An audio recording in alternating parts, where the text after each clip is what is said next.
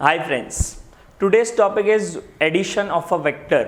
अब एडिशन करने के लिए बहुत सारे रूल्स हैं, लेकिन एडिशन स्टार्ट करने से पहले कुछ टर्मिनोलॉजी समझ लो, क्योंकि ये टर्म बार बार रिपीट होगा। अब टर्म कैसे है और क्या है, एक एग्जांपल लेता हूँ। एक ब्लॉक है अराउंड 100 kg का, इसको 3 छोटे छोटे बच्चे फोर्स अप्लाई कर रहे हैं।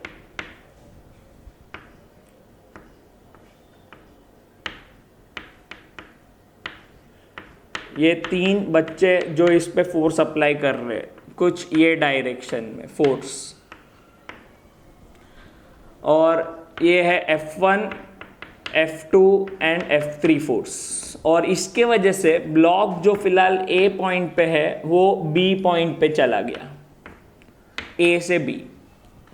ये देख के इनके फादर आते हैं, बोलते बच्चे ऐसा काम नहीं करते, देखो मैं आपको बताता हूँ कैसे करते हैं।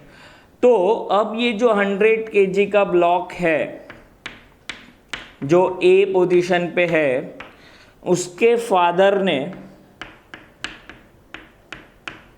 एक फोर्स अप्लाई किया और ये A से B तक चला गया। तो देखो 3 फोर्स मिलके जितना काम कर रहे हैं उतना ही काम ये अकेला कर रहा है। तो ये जो सिंगल फोर्स मिला है, सिंगल फोर्स, इसको बोलते हैं रिजल्टेंट। तो जब मैं वर्ड यूज करूंगा रिजल्टेंट वेक्टर, तो it is a single vector जिसका इफेक्ट क्या है, तो जितने 3 वेक्टर मिला के जितना काम कर पा रहे उतना ये सिंगल वेक्टर कर रहा है, that is called resultant vector. Resultant vector is a single vector. Okay, तो अगर ये रिजल्टेंट है तो ये क्या है, तो this 3 are called component of a vector. तो कंपोनेंट को ऐड करते तो रिजल्टेंट मिलता है, रिजल्टेंट को ब्रेक करते तो कंपोनेंट मिलता है। और ये दोनों प्रोसेस हम लोग को सीखना है कि how to find resultant and how to find component. तो जब मैं बोलता हूं एडिशन ऑफ अ वेक्टर, तब हम लोग रिजल्टेंट वेक्टर ढूंढने का प्रोसेस कर रहे हैं। मतलब कंपोनेंट दिए हो के उसमें से रिजल्टेंट ढूंढना है, और बाद में हम लोग उल्टा करेंगे, रिजल्टेंट दिया है कंपोनेंट ढूंढना पड़ेगा। दोनों सीखना है। तो स्टार्ट करते हैं रिजल्टेंट कैसे ढूंढते। तो addition of a vector, first law is called triangle law. और ये जो लॉ है सब जगह अप्लाई होता है। सोचते क्या होता है इसमें ट्राइंगल लॉ में, इफ टू वेक्टर्स मतलब कोई भी रैंडम P बार और यहाँ पे Q bar, 2 vectors of same type. अच्छा, सेम टाइप का मतलब क्या, तो अगर P बार फोर्स रिप्रेजेंट कर रहा है तो Q भी फोर्स ही होना चाहिए। P अगर वेलोसिटी है तो Q भी वेलोसिटी होना चाहिए, क्योंकि हम लोग एडिशन सीख रहे हैं। एडिशन, 2 क्वांटिटी को ऐड तभी कर सकते जब दोनों क्वांटिटी सेम यूनिट का हो। जैसे वेलोसिटी का यूनिट मीटर पर सेकेंड, उसको फोर्स के साथ ऐड नहीं कर सकते, दोनों का यूनिट अलग अलग है। तो इसके लिए हम लोग बोलते हैं 2 वेक्टर्स ऑफ सेम टाइप। अब सेम टाइप का मतलब आपको समझ गया। Same type are represented in magnitude and direction, 2 magnitude and direction by 2 sides of a triangle. तो पहली बात तो सर ये ट्राइंगल कहाँ बना रहे, तो अब ट्राइंगल में लाना पड़ेगा। इसको कैसे लाएंगे, तो Q बार को उठा के यहाँ पे शिफ्ट करता हूँ मैं, या P बार को उठा के इधर शिफ्ट करता हूँ, दोनों में से कोई भी चलेगा। लेकिन आगे का स्टेटमेंट पढ़ने के बाद हम लोग सोचेंगे। If 2 vectors are represented in magnitude and direction by 2 sides of triangle taken in order. अच्छा, टेकन इन ऑर्डर का मतलब क्या, तो अब टेकन इन ऑर्डर के लिए मैं कुछ टर्म्स बता देता हूं। ये जो स्टार्टिंग पॉइंट होता है उसको हम लोग बोलते हैं टेल ऑफ अ वेक्टर, और जहां पे एरो बनाते हैं उसको बोलते हैं हेड ऑफ अ वेक्टर। तो this is tail, this is head, this is tail, this is head. तो जब कोई बोलता है टेकन इन ऑर्डर, क्योंकि ऐसे वर्ड्स बार बार आने वाले, टेकन इन ऑर्डर का मतलब एक का टेल दूसरे के हेड के साथ कनेक्टेड होना चाहिए, that is called taken in order. तो अगर ऐसा करना है तो क्या P को यहाँ पे शिफ्ट करने से टेकन इन ऑर्डर हो जाएगा क्या? तो आंसर है नहीं, क्योंकि फिर टेल टेल मैच हो जाएंगे।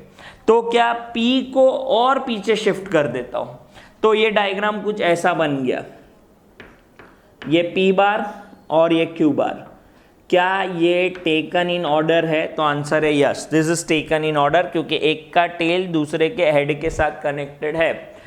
अगर मैंने बोला ट्राइंगल लॉ अप्लाई करो, तो आपका फोकस इधर ही होना चाहिए कि कहाँ पे ये मैच हो रहा है, एक का हेड दूसरे के टेल के साथ। तो वापस स्टेटमेंट में आते हैं, if two vectors are represented, two vectors of same type represented in magnitude and direction by two sides of a triangle taken in order, then resultant vector is drawn from starting point of first vector to end point of second। ये इसका resultant है R बार। और resultant मतलब क्या? तो single vector जिसका effect P और Q को मिला के होगा, दैट मीन्स R बार को हम लोग लिखते हैं P bar plus Q bar. जैसे इधर था F इज इक्वल टू, या F bar is equal to F1 plus F2 plus F3, ये ऐसा रिजल्टेंट है। अब सिर्फ इतना जानने से काम नहीं होगा। मैं एक एग्जांपल देता हूं, और मैंने बोला अब मुझे रिजल्टेंट वेक्टर ढूंढना है, समझो P बार और Q बार, क्या ये दोनों ऐड हो सकते हैं? तो आंसर है नहीं। इंपॉर्टेंट कंडीशन ये है, यहाँ पे एक का हेड दूसरे के टेल के साथ जॉइंट होना चाहिए। तो अभी दो तीन ऑप्शन है, Q बार को शिफ्ट करके इधर लेके आओ, इधर, या फिर P बार को उठा के इसके ऊपर ले लो, दोनों करके देखते हैं। पहले Q बार को शिफ्ट कर दिया इधर, और P बार इधर आ गया, P बार और Q बार। अब मेरा कंडीशन सेटिस्फाई हुआ, टेकन इन ऑर्डर। तो अगर रिजल्टेंट मैंने पूछा कहां से कहां होगा रिजल्टेंट, तो starting point of first vector, this is starting point of first vector to end point of second vector, ये end point of second vector, ये रिजल्टेंट वेक्टर होगा। अच्छा, अगर इसका वैल्यू लिखना पड़े तो क्या? तो Q बार प्लस P बार होगा। जो स्टार्टिंग पॉइंट वाला वेक्टर होता है उसका नाम पहले, बाद में ये। ठीक है, उल्टा लिखा तो सर, तो उल्टा लिखा तो भी चलेगा, that we will prove later on. फिलहाल तो ये Q bar plus P bar. हम प्रैक्टिस वही करेंगे कि जहां से स्टार्ट किया वो वेक्टर, उसके बाद दूसरा वाला वेक्टर। अब मैं P बार को शिफ्ट करके इधर ले लेता हूं, तो क्या ये टेकन इन ऑर्डर बनेगा क्या? तो यहां पे शिफ्ट करेंगे तो नहीं बनेगा, इधर शिफ्ट करके देखते हैं। तो P बार यहां पे और Q बार अपनी जगह पे ही है, P बार एंड Q बार ये अपनी अपनी जगह पे ही है। अब रिजल्टेंट कहां पे? तो ये कंडीशन सेटिस्फाई हुआ, starting point of first vector to end point of second vector, ये रहा, दिस इज R बार। अभी इसका वैल्यू कितना? तो इसका value P bar plus Q बार। कुछ और सोचते हैं, एक और इसमें लिखता हूं मैं, P बार अपनी जगह पे ही रखा मैंने, P बार अपनी जगह पे, Q बार को मैंने ऐसा कर दिया, ये तो नहीं चलेगा, ये तो रोएगा, रोएगा तो माइनस लगा दो, माइनस Q बार। ये क्या किया सर आपने? तो ये मैंने अप्लाई किया है नेगेटिव वेक्टर का कॉन्सेप्ट, ये इसको वहीं पे रखा लेकिन फ्लिप कर दिया। फ्लिप करने से माइनस लिखना पड़ता है। अब बताओ क्या कंडीशन सेटिस्फाई? तो आंसर है यस, कंडीशन सेटिस्फाई। तो रिजल्टेंट वेक्टर ये ऐसा हो गया। बट अब जब मैं रिजल्टेंट वेक्टर लिखूंगा R बार, तो वो क्या होगा? तो वो होगा P bar plus minus Q बार, मतलब in short it become P bar minus Q बार। तो सोचो एडिशन सीखते सीखते बीच में मैंने सब्ट्रैक्शन भी लेके आया, सब्ट्रैक्शन भी हो गया। हर बार ऐसा जरूरी नहीं, P को भी फ्लिप कर सकते हैं। तो जब P को फ्लिप किया तो इट बिकम माइनस P बार, और ये Q बार अपनी जगह पे ही है। अब रिजल्टेंट वेक्टर कहां पे? तो resultant vector starting point of first vector to end point of second vector, ये रिजल्टेंट है। और अब इसका वैल्यू क्या, तो it become Q bar plus minus P bar, मतलब इन शॉर्ट माइनस। तो ये ऐसे रिजल्टेंट वेक्टर कैलकुलेट करते हैं। इतने सारे मैंने एग्जाम्पल दिए, वापस एक बार बोलता हूँ, इंपॉर्टेंट पॉइंट, एक का टेल दूसरे के हेड के साथ कनेक्ट होना चाहिए। यहाँ पे ये हेड है इसका, ये टेल है, ये जॉइंट होगा तो ही हम लोग ट्राइंगल लॉ अप्लाई कर सकते हैं।